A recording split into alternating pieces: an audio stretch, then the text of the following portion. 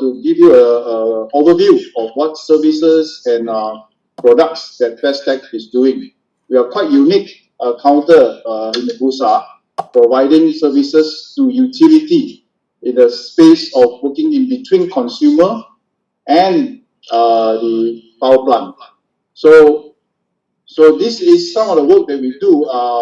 First, we are focusing in building substations where it is required in the power grid to transmit power safely from the power plant generation to the consumer for them to switch on the light every day in industry as well as in their home. So we build from 33 kV all the way to 500 kV. So we don't touch on the low voltage where we have mechanical and electrical services of building, but we do high voltage system works from 33 kV all the way to 500 kV substations. So among all these works, so we have engineering of civil structures, of course electrical engineering. We build substation of all kind, outdoor, indoor, on top of the hill.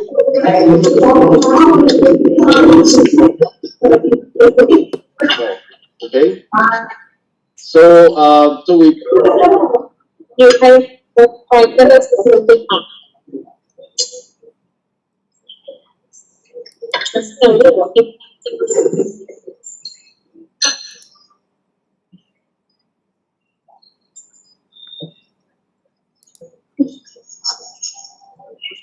There's some issues. Hang on, sorry.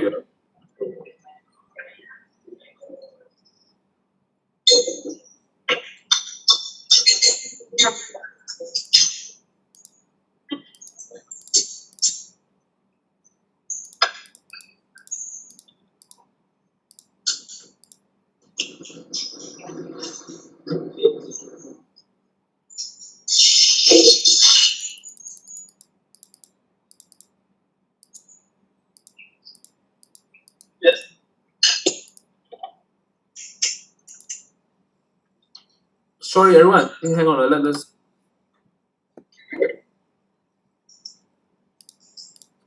Yeah.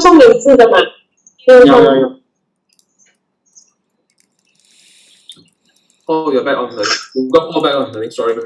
Yes. Okay. Yes. We still get to that. Hello.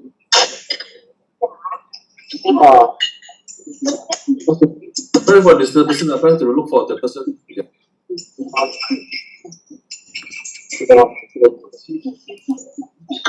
Hello.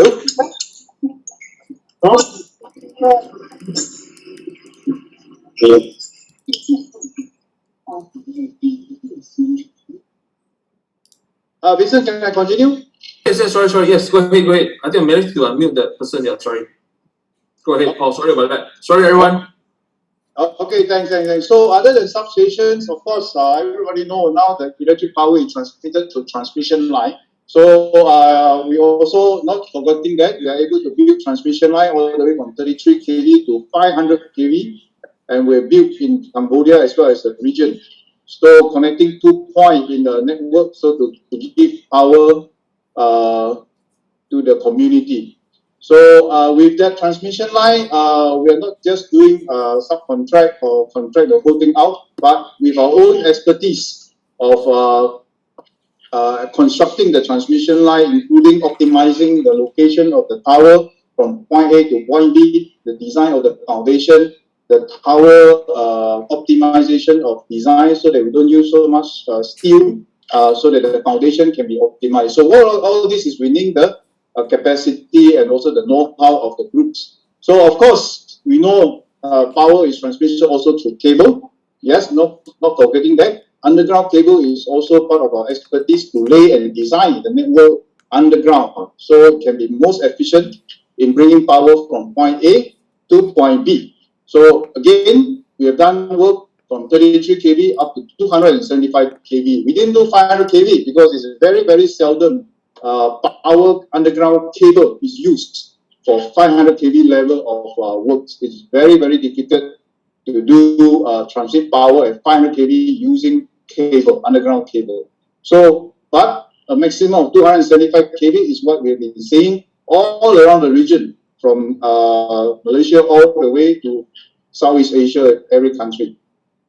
So recent years, in the last 3 years, we have built the capability to also include real electrification and signaling in our scope and services that are able to deliver to a consumer.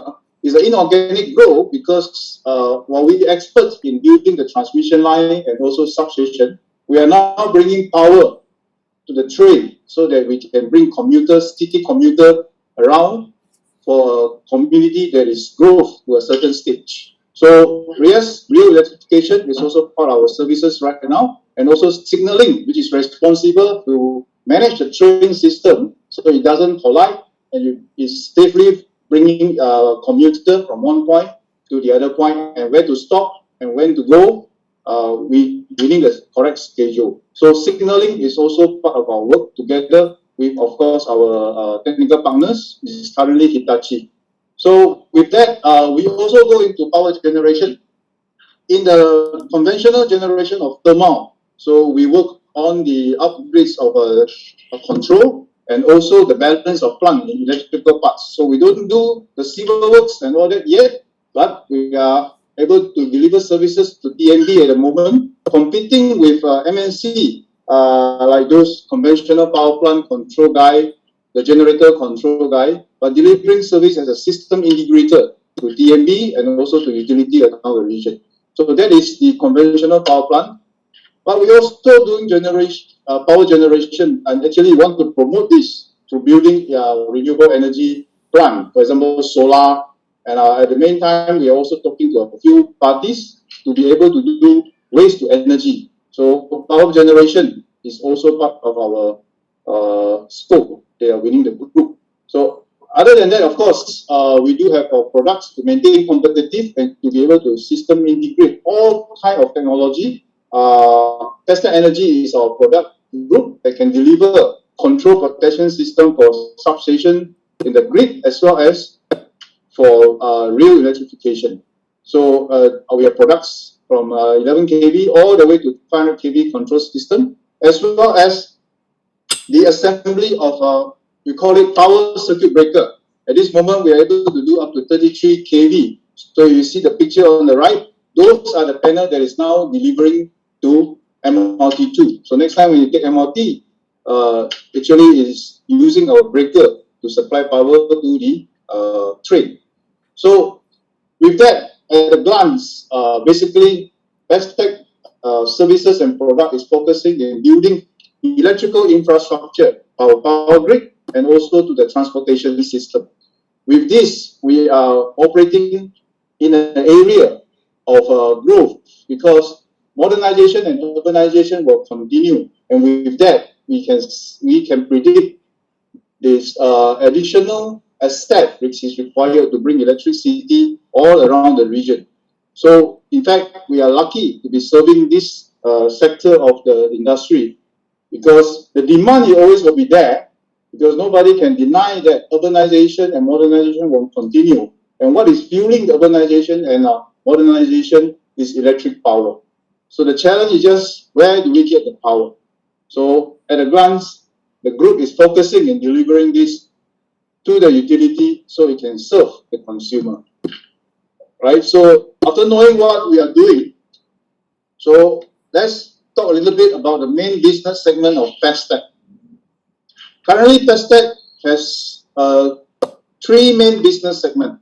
The EPCC portion, which is a turnkey design, engineering, procurement, construction, testing, commissioning for power infrastructure. So be it covering all the scopes that I spoke just now. And the other income stream that we have created for the last hard work of the last 4 years is the concession kind of income, where we will create a recurring stream of income to the group by investing in infrastructure assets, still relating to power in the form of build, operate, transfer, and build transfer structure. This is to help some of the utility in the region, which is in the developing or underdeveloped country, to build up a network that is important for fueling the social growth of the country, while we collect the payment when when the asset is applied to use. So that means the utility collect and then they pay. They don't pay in front. In that sense, we created a recurring income where we bill the utility over a period of time. Products are the products that we manufacture, that we sell to all the other system integrators. So these three segments of business is the core right now in the group that contributing to the revenue, actual revenue, and also order intake of the group. So with that, just a little bit of history. Over the last 3 financial years, this has been the performance of the group. For those who are new to the group, we've been doing hovering around 800 million to 900 million kind of revenue recognition. Last year, we could have done close to 1 B if it is not because of pandemic. During March to June, during March to May, this 3 months has affected us about 130 million kind of revenue recognition over the period. However, over the last 3 years, because of the sectors we are in, like I said, there's no demand, it is how we can meet the demand. So we have been able to replenish the order books of the group close to 1 billion consecutively for the last 4 financial years, if I don't remember incorrectly. And the order book in hand at every close of the financial year has been sitting at a healthy 1.6 billion from June to June. So an EBIT of the group is around 14 to 18% consistently over the last 3 to 4 years. So this has been the historical performance of the group. What happened this last half year in the year 2021, where everybody is hopeful when we go into this year, no more COVID-19, but again, we are hit with MCO. So this is a result of the group affected a little bit on the recognition. If we have no MCO and we do have no incidents of COVID, we could have done about 30 to 40 million ringgit more in our revenue. However, the local portion of the work that we have is affecting around 30 to 40 million. Anyhow, for the last half year, the group has recorded 427 million revenue. It's an increase compared to last financial year, okay, because of during the period between June to December, there was a push at the beginning when there is relaxation of RMCO. Do ask us, the main infrastructure work in Malaysia do require us to accelerate in order to create the economy activity. Anyhow, the concession income of the group is about 22.5 million, which is at around total the performance of the group, including the finance income, will come to 450 million ringgit half year. And the GP margin, of course, concession, of course, if it require investment, but it also gives us quite a very high GP margin. Product, of course, because we get at least 30%. EPCC, we stand at about 19%.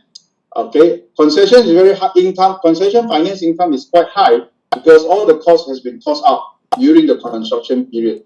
So this has been the performance of the last half year. Increase in revenue. However, of course, if you look at our announcement, the profit after tax of the group for the last half year stand at 41.68. Is an increase compared to the last half year comparing period. However, there's a negative there because of the owners to the company. We are only registering 23 million instead of 27 million the last half year.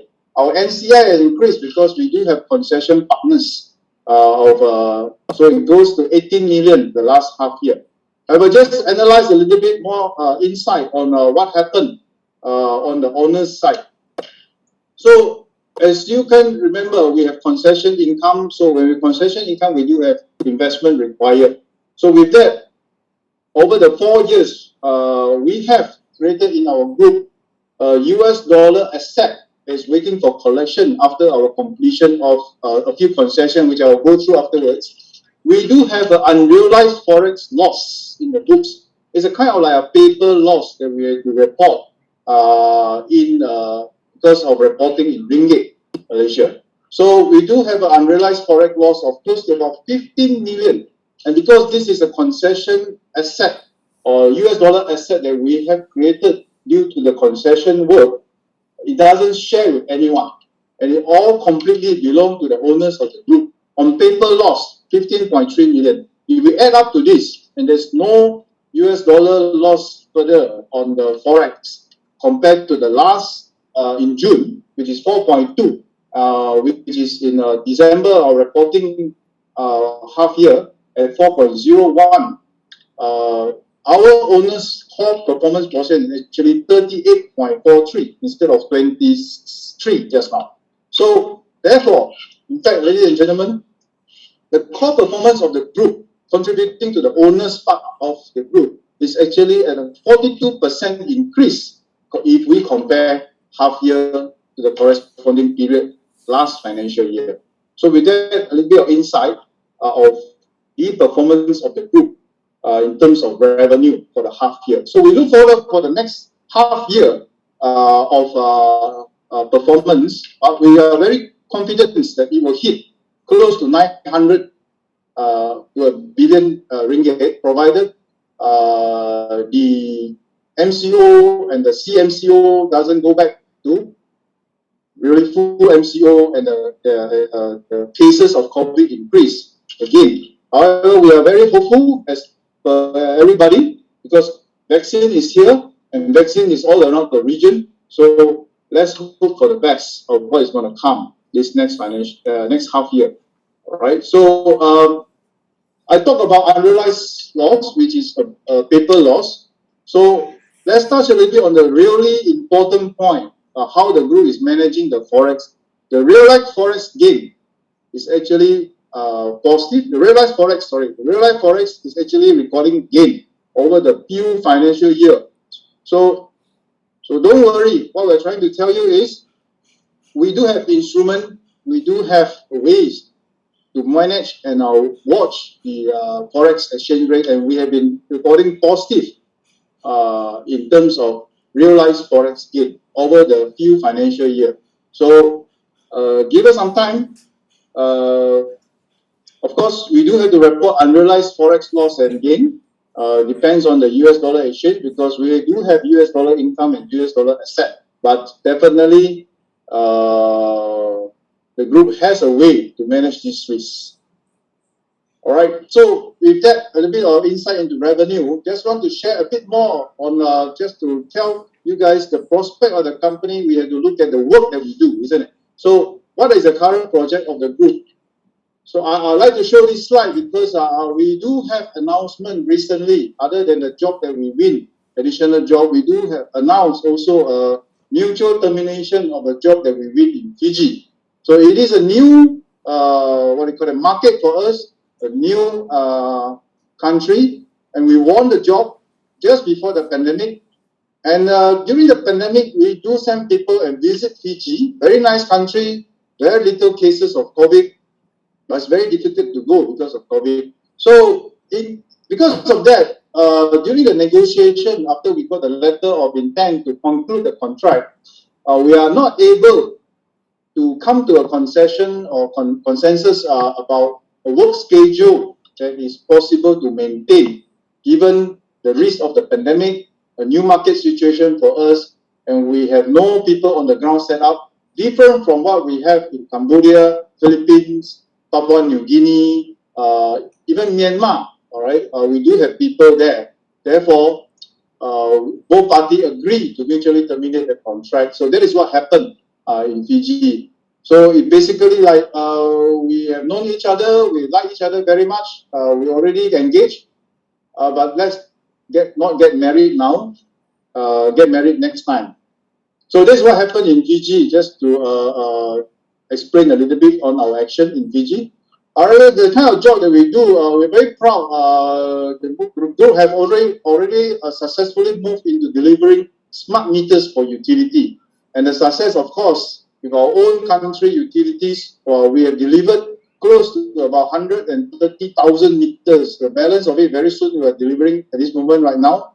So we have delivered everything, and phase 2 of changing of smart meter in Selangor, Kuala Lumpur, and all that. And I believe if you stay in Klang Valley, you'll get a call from TNB changing the meter, but you won't see Pestech on the meter because we are not allowed to put a brand there. Anyhow, it's TMB meter. So we have successfully delivered this, and thus open up another market for us into delivering smart meter for utility all around the region, the Indonesia, Cambodia, Papua New Guinea, to take care of their planning, to take care of their handling the theft of the power, and better serve their customer and all that. So for those who got smart meter, every half an hour you will know how much power you use in your house or in your factory. Right? So this is a service that TMB is now doing for the rest of the 8 million consumer or customer of TMB. So we do anticipate there's more coming in terms of tender because we have performed, we have done our work according to the requirement, in fact earlier than our contract period. So we have performed well in the smart meter, and we look forward to have able to deliver more to TMB. That's smart meter.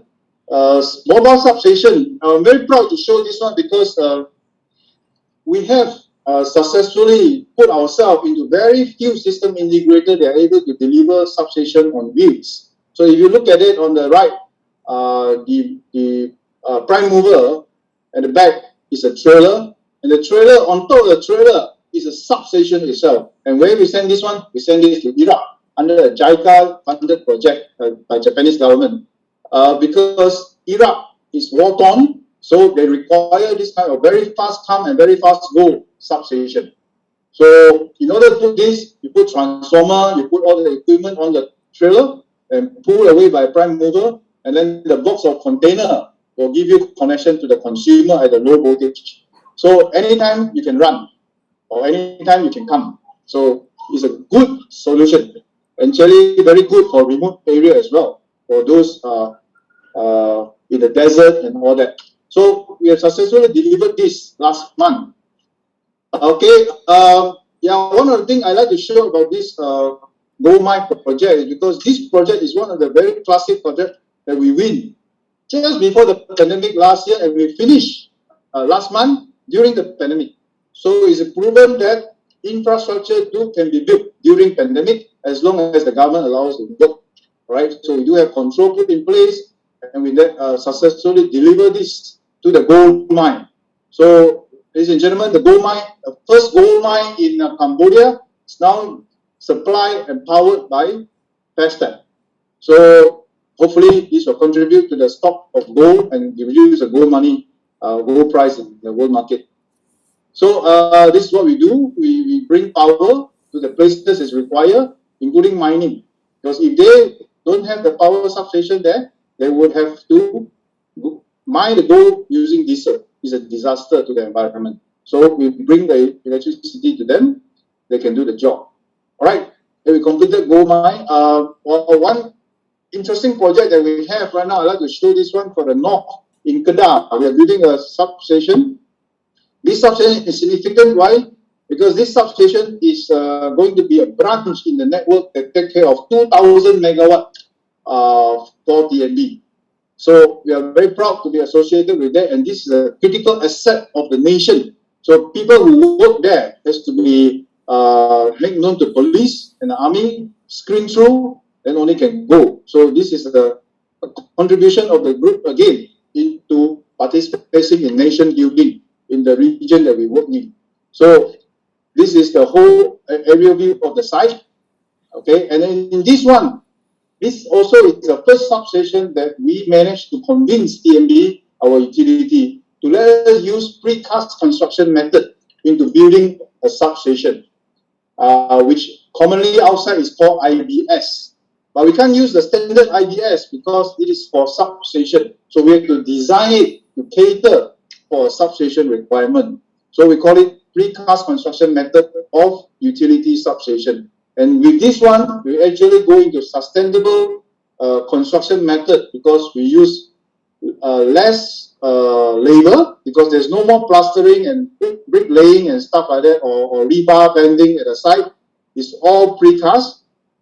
And then there's also very little use of plywood and all that will be wasted if we do a lot of foam work and all that in the substation. So therefore, I think this is a effort of the group trying to sustainably build a substation. So in this job, there's also transmission line involved. So ladies and gentlemen, actually, really I like to showcase this project because of the group capability from A to Z regarding this power grid. So we are able to deliver solution when you involve both transmission line, substation, underground cable in a package. So we don't need to rely on external expertise, but all within the group in order to give solution to the customer. So this is a good example. The other one that is we like to show is this very interesting project of 275 kV underground cable in Kuala Lumpur itself, in the Klang Valley. If you are traveling at night, go to Ampang area, you always see a section of the road, Jalan Ampang, Jalan Enggang is blocked. And that's because of us. Sorry, so don't go out there at night. Anyhow, this is the route, a final route that is established, 275 kV underground cable. You will not see the cable, not like the tower, transmission line and all that because of the view and not to spoil the KL skyline. TMB has contributed by putting the cable underground, 5 kilometer route length. It costs 100 over million. So it is salute to TMB, but we are doing the job for them, putting the cable underground. And because this is in Jalan Ampang, there's a lot of underground services in Jalan Ampang.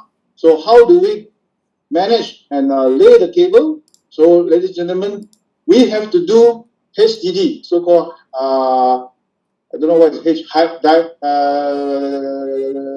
horizontal directional drill. Yeah, sorry.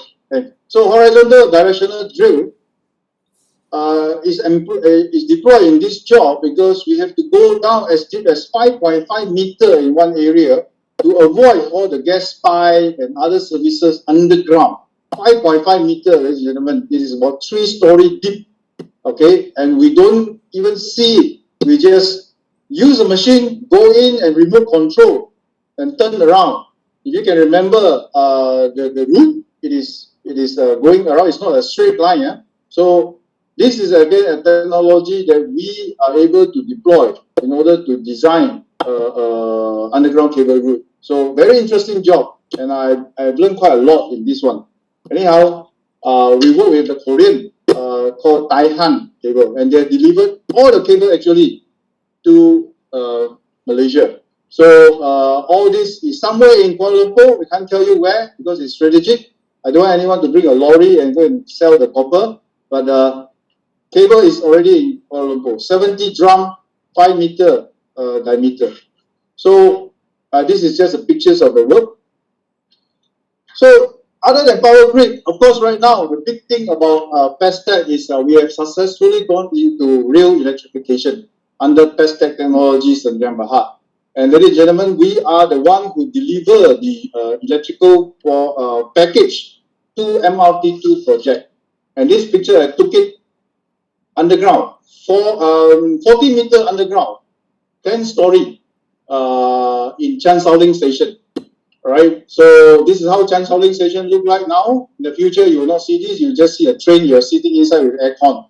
Anyhow, we were there laying the cable, building the substation underground, Chan Sao Ling substation. Alright, so that's why I say we build substation above ground, underground, not just underwater. Alright, so again, this is a few view. So it is challenging in this MRT2 project because this is the first project that any Malaysian-owned company is carrying out 100% on our own. Of course, with the help of our technology partner, Colas, we deliver this AC to DC supply to the train of the MRT. So from 33 kV, 132 kV go down to 33 kV, from 33 kV AC, we turn it into 750 volt DC so that it can supply to the MRT train when it's running along MRT2 line. MRT1 is done by the Japanese, so MRT2 will be done by Malaysian. So I'm very proud of this, that's why I want to say it here. So anyhow, when job finish, we will have complete reference into completing on ourselves one complete line of MRT kind of urban rail to be able to export the service into the region. So MRT2 will complete at the end of 2021. In fact, you can see the phase 1. Gamuda is already testing the train from Sungai Buloh. Okay, so this is another few pictures. This is on grade, and then some of the control system. All the control system and the panel of the 33 kV is all manufactured by Pestech Energy in this job. So other than that, there's another critical or important job that we have. I'd like to share with you guys is the Southern Double Track work to the south from Gemas all the way to Johor Bahru. In this job, we are responsible to deliver the electric power to the train by using another technology called the OCS, Overhead Continuous System, that deliver 25 kV AC to the train. So, wow, okay, somebody is ticking. So anyhow, so the system is working in terms of different from urban rail because it is not using underground cable, but it's using conductor overhead line. So this job we are delivering together with Hitachi in order in the signaling portion so that it can be transmitting the location of the train all the way to KL Central in the future. So this is another important job. If this one finished, we will have complete rail electrification and signaling reference in order to export our service to the region, like what we have done for transmission line and substation. So again, the rest of the other reference of project is this is Papua New Guinea.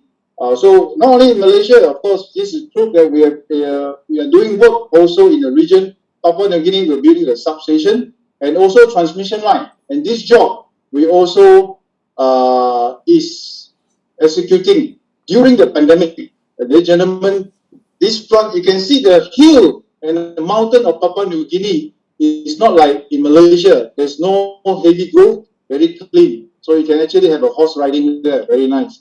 Anyhow, we have finished the work almost, going to commission by this May. And this is under ADB, funded by ADB. So with this, we go to remote area, build transmission line and substation so that it can power up the social economy's growth there. Part of our contribution into bringing opportunity for growth to community. So Papua New Guinea, other than that, we also are carrying out another job in Papua New Guinea that's doing the 11 kV network upgrade. Not only we do very, very high voltage, ladies and gentlemen, we also do low voltage. In this instance, is 11 kV, where we design and build the network so it's more efficient and more reliable. At the end of the job, the Port Moresby electrical network will be more reliable in terms of able to take a few outages, and majority of people still have power supply. So that is the purpose of the project. So a different kind of approach. Again, I want to show Philippines, the same thing. Also, they need substation there. In every nation all around the region or even the world, this is how they build the infrastructure to fuel economic growth. Everywhere urbanization happens, you need power. Power need to come first before houses can be built, before factory can run. So this is what we do all around the region with our product, as also our partner product.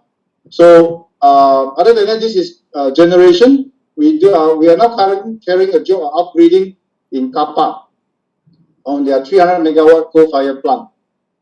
This is one job, and actually we are the only so-called ASEAN company that is able to give services in power plant control automation in terms of DCS. So competing with people like Siemens Power, Emerson, Johnson Control, and all these people. So we have delivered about close to, I guess, 60, 70 million already working with TMB in terms of upgrading, in terms of modernizing the power plant control.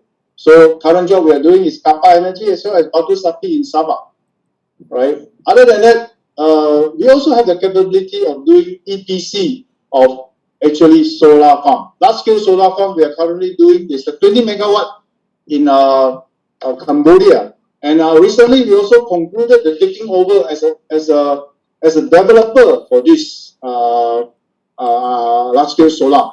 Not only we are the EPC, we are also now the developer, owning 94% of the solar farm. So with this one, we are doing our own design, only buying the, of course, solar material, solar panel and stuff like that.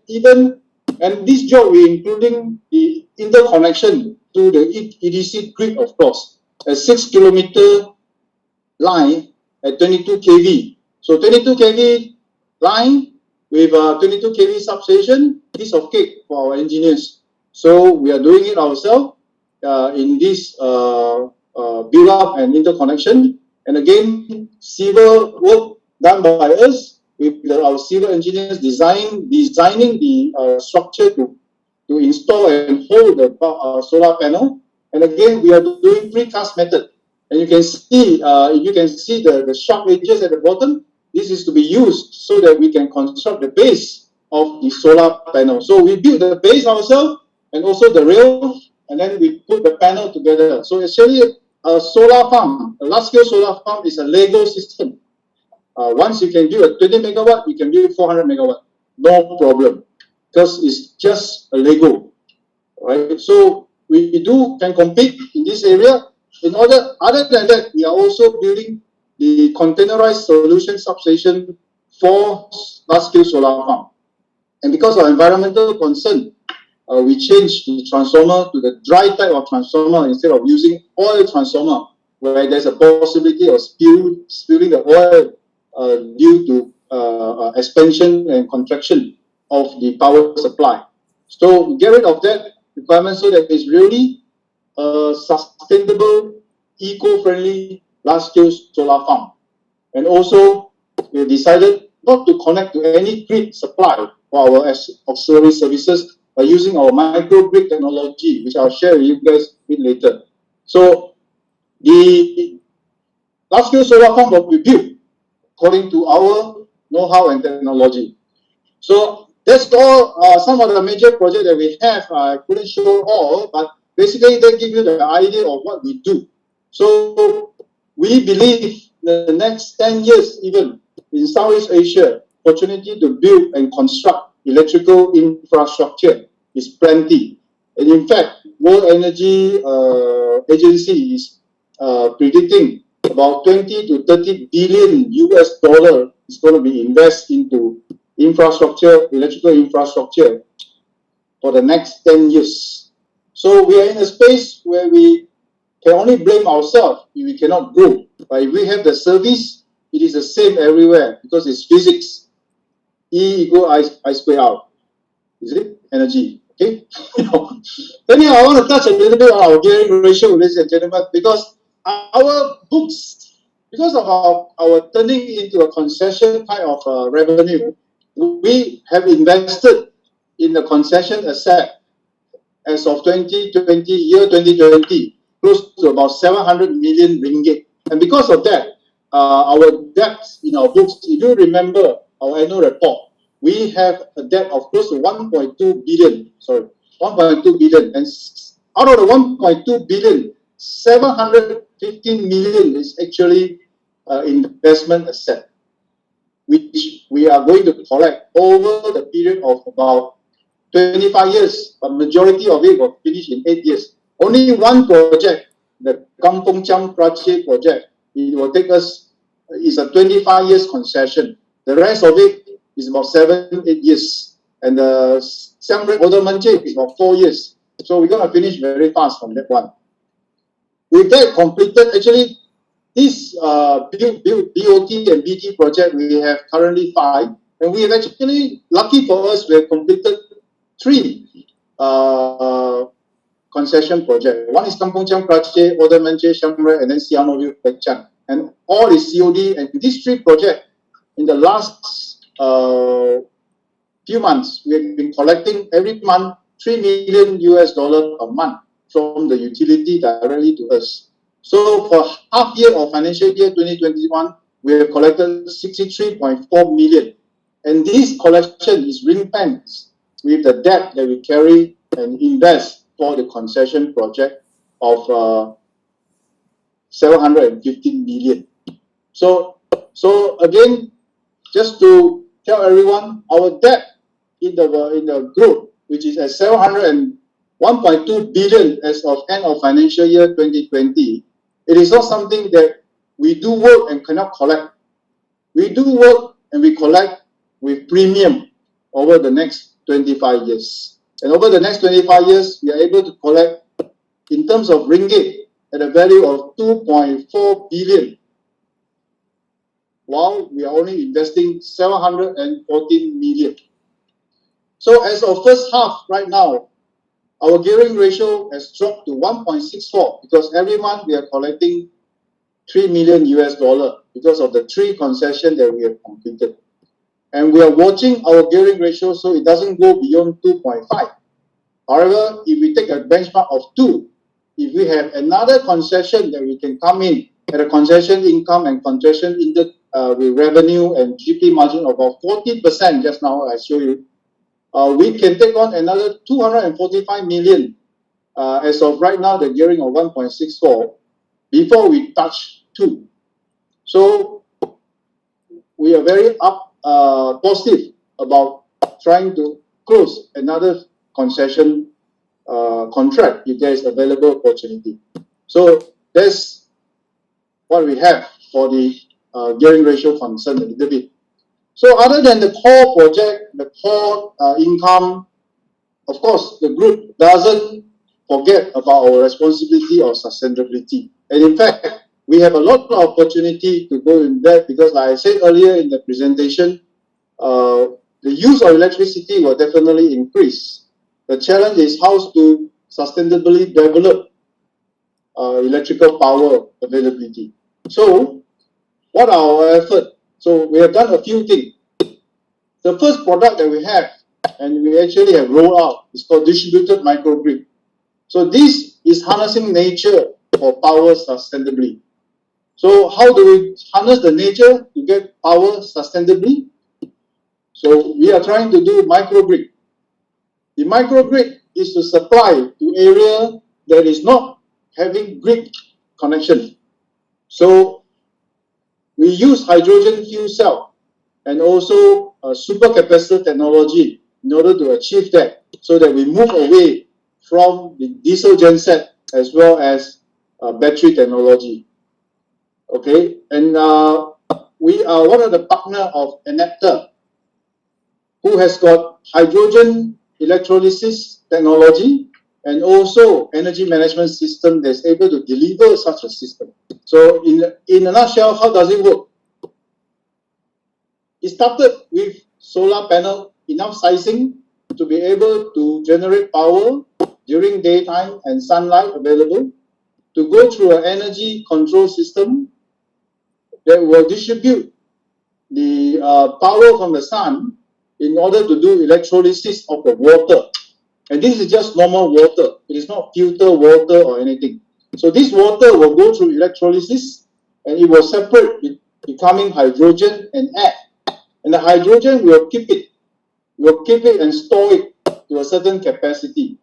So up to the sizing of the solar panel and also the supercapacitor as a battery storage, as a storage for nighttime supply. If we size it for 2-day autonomous, which means we can allow 2 days no sun, and then the hydrogen will kick in and it will do de-electrolysis. When de-electrolysis happens, hydrogen will combine with air and create water. At the same time, electron will be flowing to charge the supercapacitor at a rate that is faster than charging a battery. With this basic concept, ladies and gentlemen, we are able to deliver a system with collaboration with Enapter, technology transfer.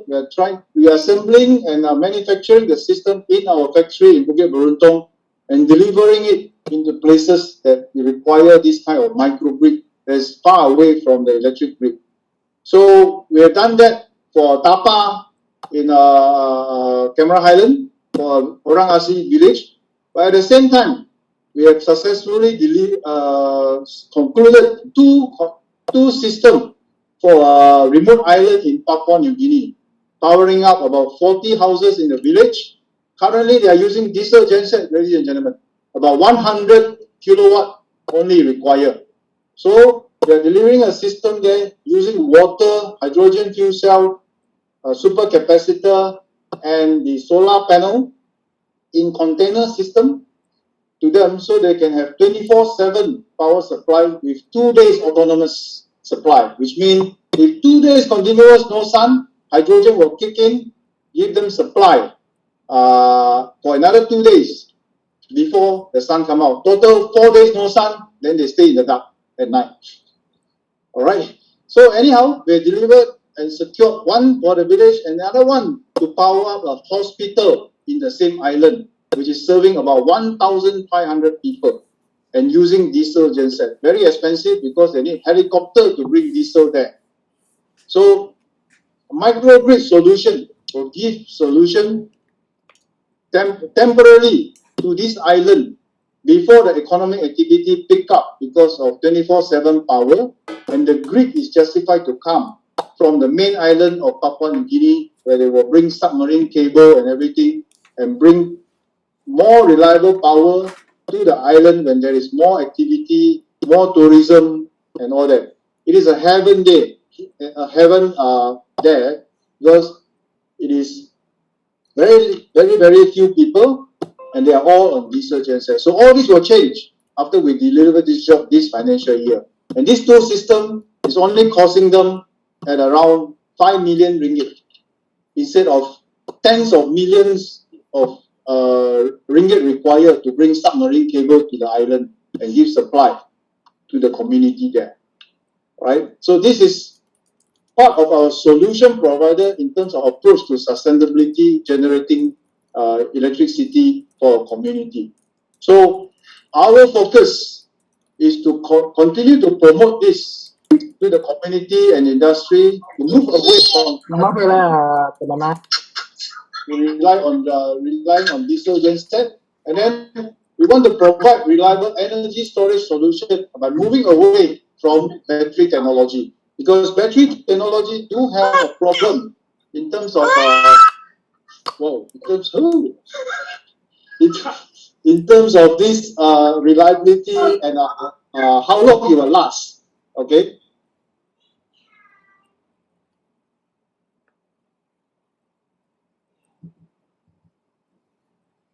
Sorry about that. I think there's some has some issue. Hang on again. Sorry about that. Let's sort that out. I think Paul's been muted by the hope.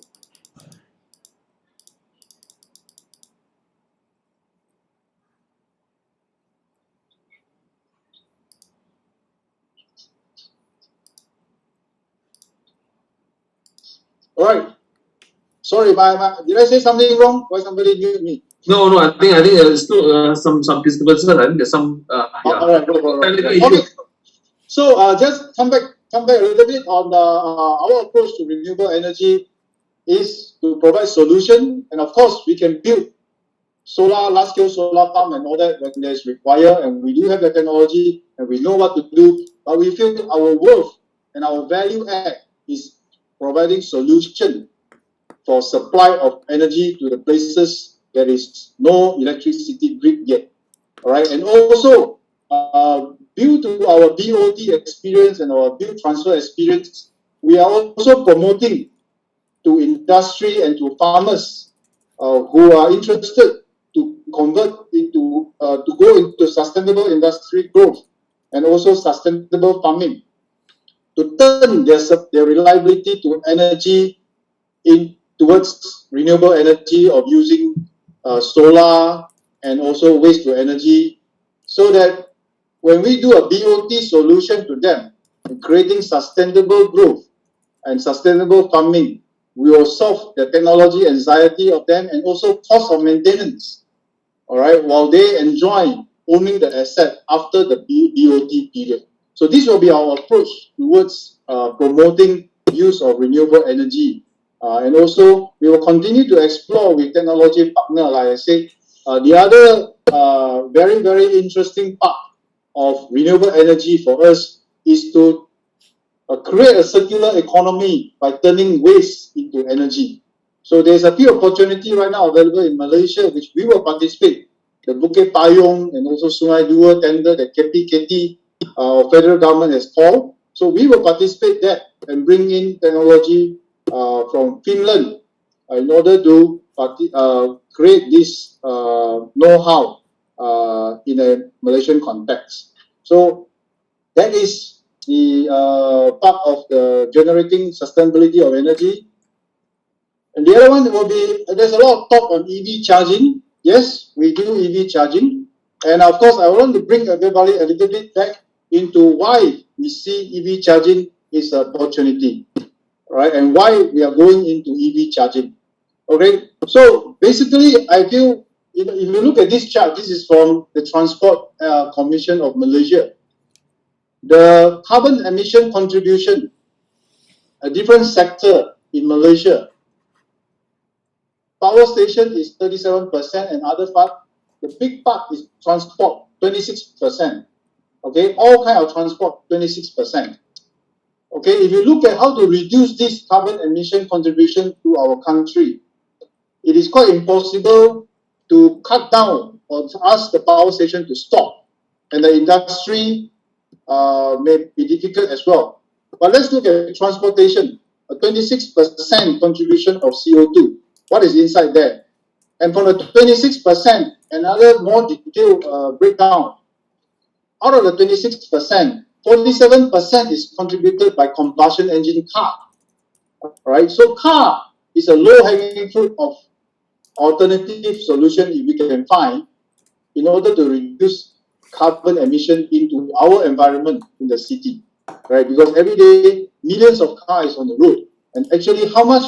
There's about close to 80 over million by the year 2030 come in ASEAN for population of vehicle, and there's a lot of opportunity to improve here if everybody change into electric vehicle, and therefore we will have clean air. So because of that, we, as part of our social responsibility and part of our know-how of how to create network into AC and DC that we know in our group, we embarked into creating EV charging solution.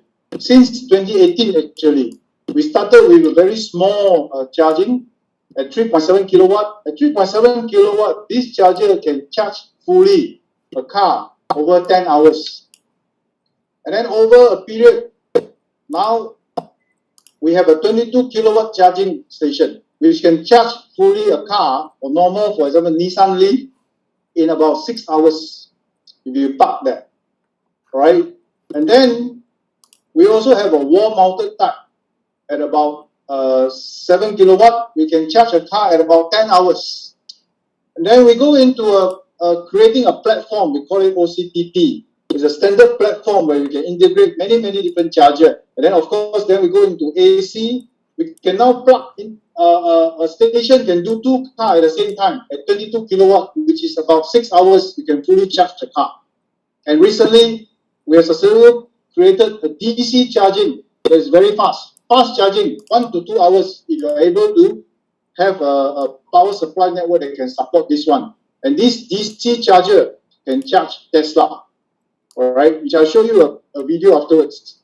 And then, of course, we are now on the working to be able to have a 1 megawatt fuel charging station called a petrol charging station, which is all the charging lined up together that can do very fast charging of 150 to 300 kilowatt per charging point that can charge a car from 0 to 80% at around 1 to 2 hours. So this is a work in progress, but anyhow, this is what we have in our fleet. And with that, our EV charging initiative right now is at early stage, of course. We are trying to establish charging infrastructure with strategic partner in a revenue sharing kind of way. We park, hopefully in the public areas, we are trying with Selangor State, in the malls, condominiums. So in the malls, we do have a few malls in Putrajaya as well as in Atria.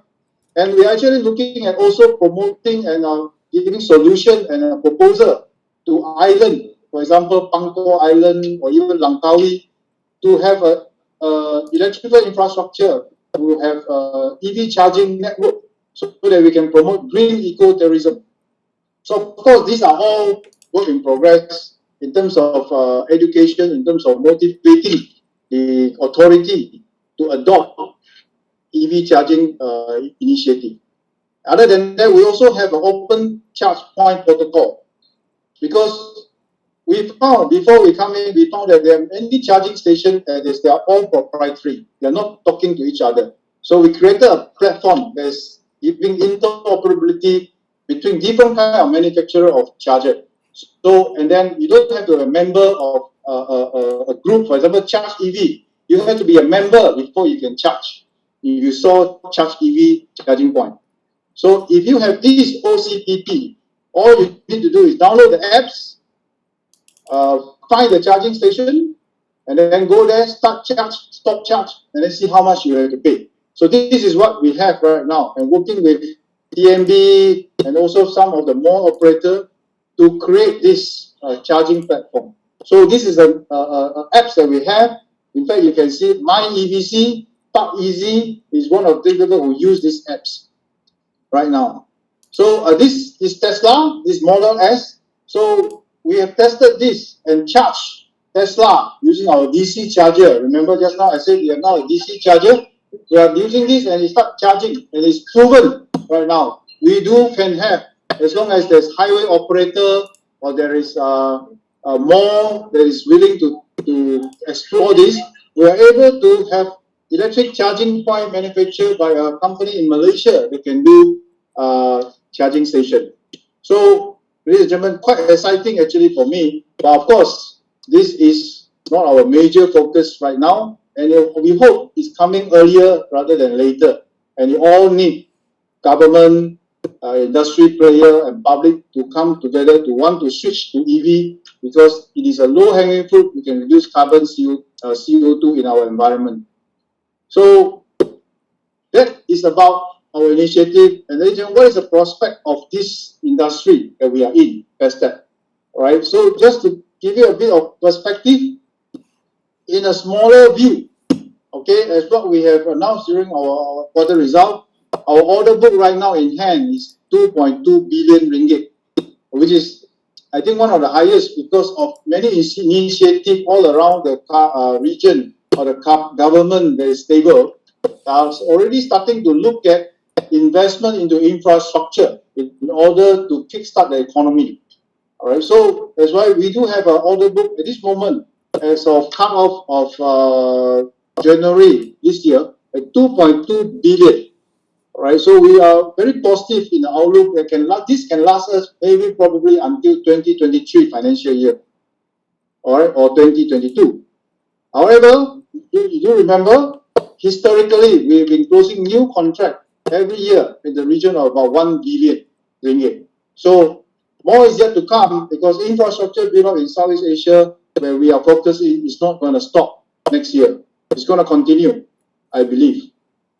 So our major tender book right now is close to also about 2.2 billion. We have utilities starting to pick up, and also power generation and rail electrification. I'll show you some of the things that we have done with rail electrification afterwards. But what is fueling these needs for infrastructure? So actually, ladies and gentlemen, it's very simple. If you look at the per capita energy consumption per year per person, in Malaysia, if you look at that, it's about 4,000 kilowatt hour per year. If you look at Singapore, it is double than us. Okay, of course, Singapore, there are less people. But averaging it, if you look at US, and you look at Canada, I don't know why Canada use so much, maybe because it's cold. But USA, at 12,000 kilowatt hour per person per year, and Germany as well and all that. So basically, you can see, if our destiny is to only continue to improve, we are very, very, likely to only require more and more power because of urbanization and modernization. And if you look at all the countries around us, Philippines, Laos, Cambodia, Myanmar, Vietnam, where the region that we are working in is actually requiring a lot of infrastructure in order for them to continue to grow, and opportunity is plenty in this sector. So, and also if you look at the electrification rate and the places that we are active, Cambodia, Laos, Myanmar, previously we are active, right now we don't know because it's a coup happening. But lucky for us, we have not started anything serious in Myanmar. We have an office, we have few staff, but it is not detrimental to us. So it doesn't hit the group at all. So, but however, if you look at Cambodia, 66%.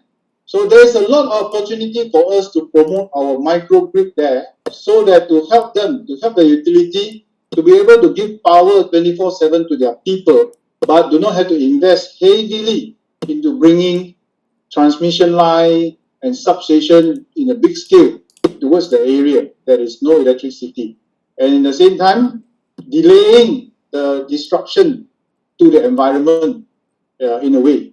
So our microgrid do have quite a lot of opportunity in the region because of this, and also maybe also because we are also doing something with Srao Energy in order to bring microgrid to the long houses that is far away, that is do not have grid at all. Our fellow Malaysian or Sarawak and Sabah, that is also available for us to serve them. So prospect is huge. And if you look at train, so ladies and gentlemen, we know one belt, one road, and you look at train requirement. There is a plan to build a train rail, electric train, rail electrification requirement to bring train from Kunming all the way to Singapore. And it's only not only one route, but 3 routes.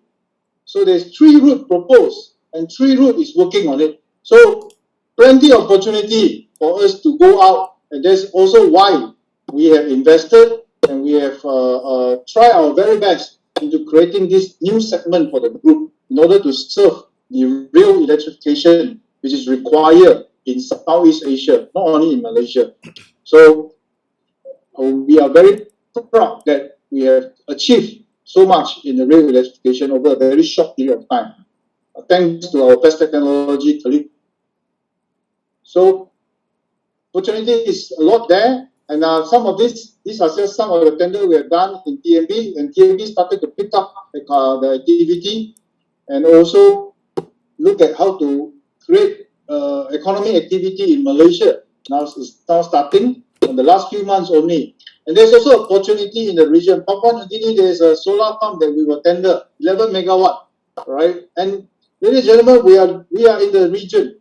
We have opportunity to work with utility all around the region. So with our capability of RE and with the sustainability requirement of the World Bank and also UN, there's a lot of course, opportunity to work in creating solar farm. Not only in Papua New Guinea, but these are substation requirement in Papua New Guinea, but also in Cambodia. All right. We are very positive in Cambodia because we are so positive that we even go and list our Cambodia unit. So Pestech Cambodia is now a listed company in Cambodia. Why we do that? Because we want Cambodia to be able to serve on its own opportunity that is coming in Cambodia, Laos, and of course in the future Myanmar. So that they doesn't anymore require to rely on the group in order for them to grow. So they have to look for their capital themselves. So why they need it? Because there are 390 kilometer long of transmission line still required in Cambodia for 230 kV, and for about 200 kilometer of transmission line still required in Cambodia for 500 kV. And with the transmission line required, you also need substation, of course. And before we talk about any other thing, there's also solar farm. And recently we have participated in a 40 megawatt solar farm development in Cambodia as a developer. And of course, when we go in as developer, we are also the EPC contractor. So as far as Pestech is concerned, when it's going for renewable energy, we have integrated revenue and integrated profit. Right? So that is Cambodia. Philippines, there is also a lot of things to do in Philippines because they want to build inter-island connection and backbone in Philippines. So we are very, very positive in Philippines. Why? Because we have already successfully able to conclude about 4 big substations in Philippines, having an order of equivalent about, I think, close to 300 million ringgit in our order book. So we are not going to stop there, and we are able to compete there with the Chinese national so-called contractor. So there's a space that we are able to compete in the region for high-class, high-quality EPC contractor from all around the region: Japanese, China, Korean, European, and all that. So this transmission line. Train, in our books right now, we do have an opportunity in Philippines in order to do a 37-kilometer rail electrification job in Philippines from Malolos to Tutuban. So this one is about 140 million US dollar kind of work. Hopefully we can conclude by this year. And also another one is the Orange Line in Thailand. In fact, ladies and gentlemen, we already finished Red Line in Thailand. Orange Line, we are also participating. This is a new line in Thailand, Bangkok. Okay, before we talk about all the long distance rail in Thailand. In Thailand, there's 4,000 kilometers of rail route waiting to be electrified. So with that, ladies and gentlemen, plenty of opportunity in this sector about infrastructure, about bringing power safely to the people, and about bringing power into able to bring goods and people all around the region by electrifying the train. So with that, I'd like to conclude this sector. Thank you very much for your time. Please do follow us in Facebook, Instagram, and LinkedIn to get the latest update. So thank you very much.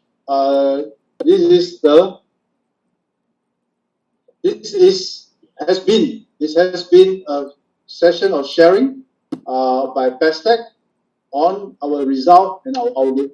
Thank you. All right, thank you, Paul. I think another round of apologies for some technical issues along the way. Kind of thing, my team was oversight on the side. They unmute and mute and kind of thing. Real apologies for that anyway. So I think, Paul, I think a very good and very detailed presentation that sharing you have. I think, in fact, some of those questions has already been answered in your presentation, basically about your EV charging in Atria Mall and whatnot, whether they can charge for Tesla cars and other.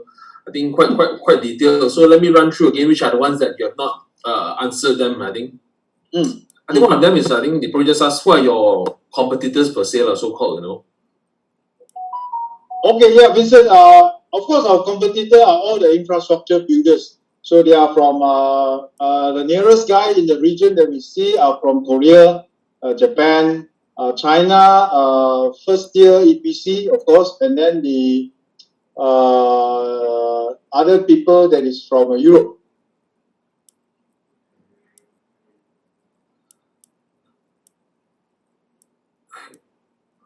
So I think someone asking about solar business renewable energy contributing much to the bottom line as of now, going forward.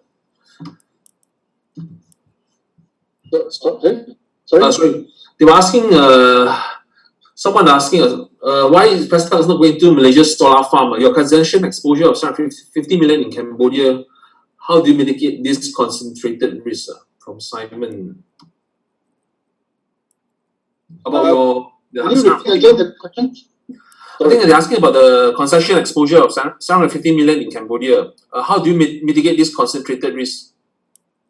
Well, okay, for the concession, of course, this kind of concession asset in utility is very valuable and is not available for the country like Malaysia, Singapore, and Thailand because of their utility are strong and they do not need to give out concession because they are able to come up with their own capex. So for the underdeveloped and developing countries, this is one of the solutions. They can of course, try to bring in investor to be interested into building infrastructure so that they can bring power that is necessary for growth. And at the same time, they pay when they collect money from the consumer. So, of course, there are certain risks and also high return. And we also have a political risk insurance and all that. And the direct payment is from utility. So, for us, we feel for a country that is important like utility, they do have better and more important exposure rather than quoting a small commitment to us because of the requirement to buy coal or to build up power plant, which is more exposure than ours, which is only about close to, if you convert to US dollar, at 100 over million US dollar kind of worth only. But if you are building a power plant, you're looking at about 1-2 billion ringgit kind of exposure. So for us, divided into 5 projects of the 700 billion, it is a risk that we are able to take. Okay, then another question is how many concession assets are you looking to build and own in coming future, and which country will be focusing on? I mean, basically, is like what other additional room for concession assets can you based on your gearing level? How many Yeah, more? so that's why, Vincent, thanks question. Also, that's why during the one of the slide, we are of course monitoring our gearing not to go beyond 2.5, but we are putting a cap at 2. So if you look at that, the current gearing ratio 1.64, this financial year itself, the group can take on another 245 million ringgit worth of debt before it touch 2. So of course, concession asset requirement or availability is very hard to come by actually. We of course will look for it, but of course we also have to review the stakeholder and the counterparties risk as well as the political risk insurance that we can establish. And these do come at all kind of consideration before we go into any new concession. Because at the moment the group is quite comfortable in order as it creates quite a constant recurring income and cash flow for the group because of our investment into this concession investment asset. So we are not in a hurry. Of course, we are in the lookout. Quick question on are you the only smart meter maker in Malaysia? I hope to. I hope, but not. Because they asked very monthly, so I think I'm sure they are basically, but you're one of the main supplier to Tenaga, right? Well, at this moment, as far as we know, there's about 2 or 3 that is able to meet all requirements and start supplying. So we want to have more player, of course, because there are about 8 million meters to change. So we can't take all, but we, of course, if we can take 30%, 20, 40%, that's good enough. We don't want all because it will not be healthy. Big enough for the 3 major players, I believe, the smart meter. Yeah, of course. And then the market is not just in Malaysia, of course. The market is in the whole region where you have plenty of opportunity and requirement for smart meter because of the IIoT moving of utility into smart and also efficient control of their network. So smart meter is one of the key elements for electric utility to be able to be more efficient, to be able to manage their network. Did Pestech invest in any precast manufacturing? In what? Did Pestech invest in any precast manufacturing, the IBS for your thing? Yes, that's why I said just now in one of the slides, we do employ precast construction method in our building of a substation, and we have successfully convinced TMB that we are doing it in Kedah. So, but we don't, it's not IBS because kind of like custom made as well for each substation because every substation is different. So we have the technology in-house to do it on our own on this precast. So the investment is in the mold, and we can repeatedly use the mold that we have for other stations that we are building. Okay. Someone asked about the Fiji termination. Is there any cost involved? The Fiji? No. It cost. is happy and mutual termination because of the risk that both parties are not able to quantify and not able to compensate each other for the risk that we are going into. So it's a mutual termination on amicable solution out.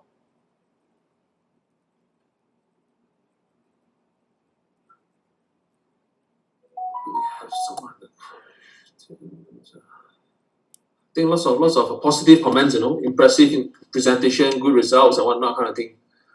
Thank you so much. I'm sorry if anybody skipped dinner for this, but It's I been guess exciting to worth share it. this story. I think it's worth it for them to skip, to get to hear from Paul. They're asking, are you involved in LSS4 or someone asking kind of thing? LS4, we are not directly bidding, but we have quoted to a few developers. So we're waiting and negotiating, but we are not so what do you call that? Not so keen, but we are there, but we seems to have a lot of challenge to meet their price, which we do not need to meet their price because we have to maintain our returns of about 9 to 11% net in terms of services that we can provide. And so we are there, but we are not very important for us to close one. Okay, I think they was asking about your political risk insurance. Is it fully covering your outlay, basically? Yes, of course. I think you mentioned that. If you buy insurance, you might as well cover everything, right? Yep. Else you're undervalued insured. That's not correct. Okay, there's one question here. It says that Pestech's cash flow from operating activities has been in negative for years. Why? Yep, because we have concession investment. Yes, yeah. Yeah. So so there's been a plate, but we are managing it to be able to create a new stream of income for the group, which is also important in a sense of recurring income. And now the cash flow is coming in, and the investment that we have put in are ring fence, in a sense, in the book of debt are ring fence, so that the collection are using it to pay the debt that we have.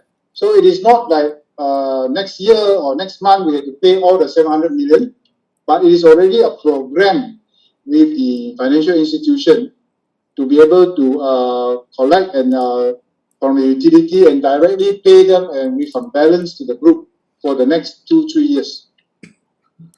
I think these are typical of concessionaire kind of thing. That's why, yeah. So I think it's typical of concessionaire kind of thing. Long-term assets kind of thing, and correct. And then we are very positive about it, and pass through our due diligence because all these assets are electrical infrastructure linked. It is not like a highway concession that depends on a car on the road or whatever. It is the livelihood of people. When we build for the Cambodia, for example, it's a social need. It is a daily use of the electricity power. It is not even depending on industry growth. So, and when we finish the concession, it is a pay and pay as you use kind of thing. It's not how much you use. It is already a fixed figure monthly they have to pay. So every month we know exactly how much to collect and how much is our free cash flow and everything. Question mark, what is the typical IRR for your concession assets? For our GP margin, you say our concession is about 40%. I think someone mentioned, they're asking for part 2 of this session really, I think. Part 2 depends on how good is part 1. So part 1 is, which means it's based on the share performance tomorrow, is it? Well, I didn't say that. You see, No, I guess it's the turnout. I think the turnout has been quite good, basically, kind of thing, is it? Right, thanks. I'm always happy to talk about Pestech because it's my baby, and I've been doing this for the last, as far as I can remember, my whole adult life of working life in this industry. So it's always my pleasure to talk about this and what we do. And our purpose is to, I said again, bring this power and bring this electricity safely to the people so we can feel the growth of the community. And I feel that this industry, it is slow change enough, conservative enough for engineering firm in Malaysia to be able to pick up and serve the customer. The change of technology is not as fast as handphone or telecommunication or nanotechnology of chips. So we are able to perform and we're able to catch up in this area because of the conservativeness and because of the danger involved in bringing electricity to the people.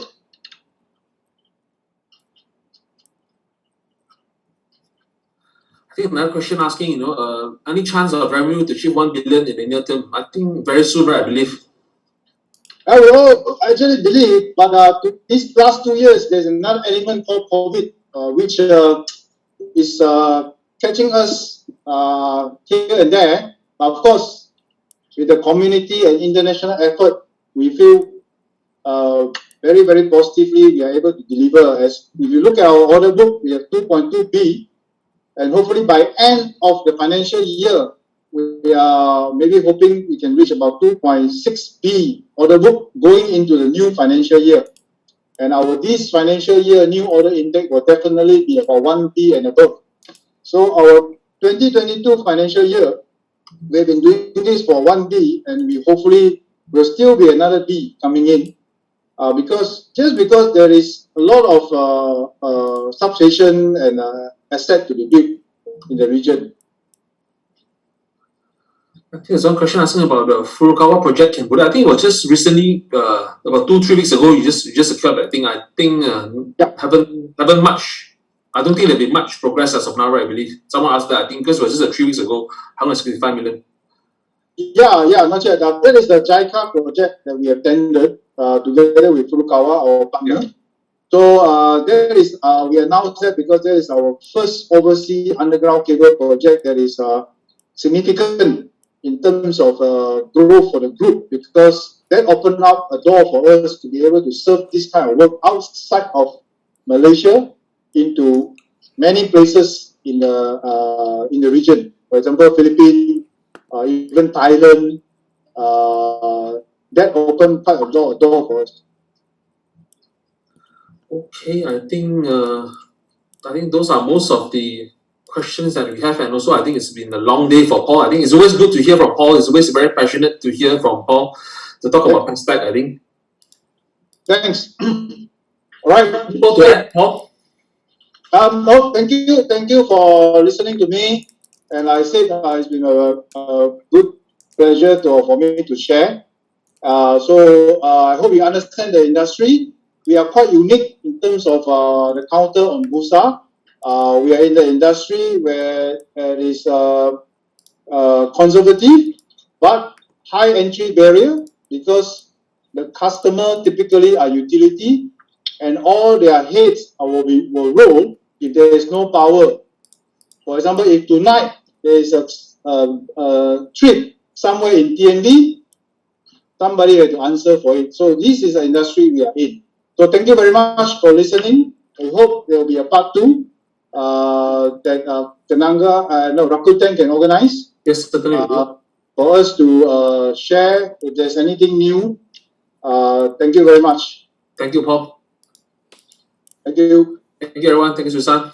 Bye. Good evening. Stay safe, everyone. Bye. Bye.